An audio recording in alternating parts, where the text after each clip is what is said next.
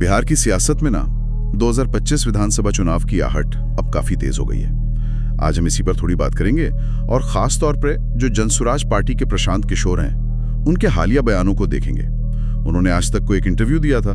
हमारा मकसद है कि प्रशांत किशोर की सोच क्या है उसको समझें। मतलब तेजस्वी यादव, नीतीश कुमार, बीजेपी, इन सब को लेके वो क्या कह रहे हैं और कौन से मुद्दे उठा रहे हैं। तो चलिए शुरू करते हैं। जी बिल्कुल, माहौल तो काफी गर्म है और चुनाव आयोग भी अब सक्रिय हो गया है राज्य में। एक बात जो ध्यान खींच रही है वो ये है कि लगभग 2 दशक बाद आयोग एक विशेष सघन मतदाता सूची संशोधन अभियान चला रहा है। ये अपने आप में थोड़ा कह सकते हैं असामान्य है। हाँ बिल्कुल। और प्रशांत किशोर ने तो सीधे इसी अभियान पर सवाल उठा दिया है। वो कह रहे हैं कि 2003 के बाद चुनाव से पहले ऐसा सघन अभियान तो देखा नहीं गया है। उन्होंने महाराष्ट्र और हरियाणा का उदाहरण भी दिया कि भाई वहां ऐसे अभियान हुए और फिर नतीजों पर सवाल उठे। खासकर कांग्रेस, राहुल गांधी ने कहा कि गड़बड़ी हुई है सूची ने। तो किशोर अब चुनाव आयोग से पूछ रहे हैं कि ये प्रक्रिया क्या है, इसमें पारदर्शिता कितनी है, जरा स्पष्ट करें। और देखिए, ये पारदर्शिता का सवाल इसलिए भी अहम है क्योंकि चुनाव के इतने करीब अगर मतदाता सूची में बड़े पैमाने पर फेरबदल होता है, चाहे वो नाम जोड़ने का हो या हटाने का, तो नतीजों पर, खासकर उन सीटों पर जहां जीत हार का अंतर कम होता है, वहां तो सीधा असर पड़ सकता है। तो किसी भी तरह के शक की गुंजाइश नहीं रहनी चाहिए, ये तो साफ है। सही बात है।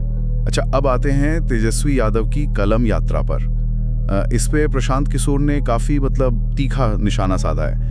उन्होंने याद दिलाया कि आरजेडी का जो 15 साल का शासन रहा 1990 से 2005, उसे वो शिक्षा के लिहाज से एक बुरा दौर मानते हैं। कहा कि बिहार पीछे चला गया। यहाँ तक कि जब तेजस्वी डिप्टी सीएम थे और आरजेडी के शिक्षा मंत्री थे, उस वक्त जो सुधार के दावे हुए उन पर भी उन्होंने सवाल उठाए हैं। किशोर का तर्क सीधा है कि सिर्फ कलम बांट देना काफी नहीं है, असल जरूरत तो ज्ञान, शिक्षा और रोजगार देने की है। हाँ, ये एक तरह से राजनीति में जो प्रतीक होते हैं और जो असलियत होती है उसकी लड़ाई को दिखाता है। किशोर ये कह रहे हैं कि भाई दिखावे या वादों से ज्यादा जरूरी है कि पिछला रिकॉर्ड देखा जाए। वो आरजेडी के अतीत को उनके आज के दावों के सामने लाकर खड़ा कर रहे हैं। और किशोर ने जंगल राज वाले शब्द पर भी अपनी बात रखी। उन्होंने साफ किया कि ये सिर्फ कोई राजनीतिक जुमला नहीं था, बल्कि 90 के दशक में बिहार की जो हालत थी, हत्याएं, अपहरण, रंगदारी, उसको देखते हुए पटना हाईकोर्ट के जजों तक ने, उन्होंने कहा, इस शब्द का इस्तेमाल किया था। देखिए, इतिहास की भी अपनी एक राजनीति होती है ना? जंगल राज का जिक्र करना सिर्फ अतीत को याद दिलाना नहीं होता। ये आरजेडी के जो मौजूदा दावे हैं कि वो बदल गए हैं, उसको सीधी चुनौती देता है। ये वोटरों को एक तरह से याद दिलाने की कोशिश है कि अतीत की परछाई कितनी लंबी हो सकती है। बिल्कुल। और अब आते हैं नीतीश कुमार पर। यहाँ मामला वाकई काफी पेचीदा है। किशोर का आकलन है कि नीतीश कुमार अब शारीरिक और मानसिक रूप से उतने सक्षम शायद नहीं रहे कि मुख्यमंत्री पद संभाल सकें। उन्होंने वो घटनाओं का जिक्र किया जैसे मंच पर प्रधानमंत्री का नाम भूल जाना वगैरह। और उनका दावा यह है कि बीजेपी, खासकर अमित शाह और नरेंद्र मोदी, वो ये बात जानते हैं, लेकिन कुछ राजनीतिक मजबूरियां हैं जिनकी वजह से उन्हें नीतीश के नेतृत्व में ही एनडीए, राष्ट्रीय जनतांत्रिक गठबंधन, एनडीए के तहत ही चुनाव लड़ना पड़ रहा है। और इसमें एक बड़ा दावा भी छुपा है।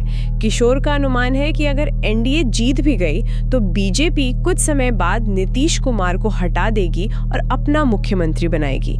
उनका कहना है कि असल में अभी भी ना सरकार, ना पार्टी, ना ही एनडीए गठबंधन, ये सब नीतीश नहीं चला रहे हैं, बल्कि सब कुछ बीजेपी और खासकर अमित शाह के नियंत्रण में है, ऐसा उनका मानना है। तो क्या ये सिर्फ एक अनुमान है, प्रशांत किशोर का अपना आकलन, या इसके पीछे कुछ ठोस राजनीतिक संकेत भी दिख रहे हैं बिहार में? देखिए, सीधे तौर पर ये कहना तो मुश्किल है, पर किशोर इशारा कर रहे हैं गठबंधन के अंदर की मजबूरियों और सत्ता की जो खिंचतान होती है उसकी तरफ। उनका ये कहना कि जीतने के बाद नेतृत्व बदला जा सकता है, ये बिहार की राजनीति में एक बड़े संभावित फेरबदल की और संकेत तो जरूर करता है।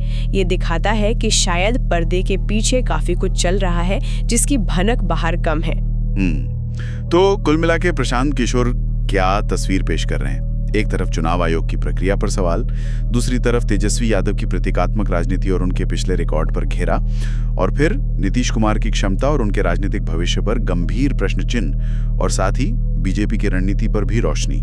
जी सर, यही है कि किशोर बिहार की राजनीति के जो स्थापित चेहरे हैं, उनकी मौजूदा स्थिति और उनके भविष्य को लेकर एक बहुत ही चुनौतीपूर्ण नजरिया सामने रख रहे हैं। और दिलचस्प बात यह है कि बहस अब सिर्फ विचारधारा पर नहीं टिक रही है, बल्कि योग्यता, पिछला प्रदर्शन कैसा रहा और भविष्य में सत्ता किसके हाथ में जाएगी, इस पर ज्यादा केंद्रित होती दिख रही है। तो यह श्रोताओं के लिए एक विचार छोड़ जाते हैं।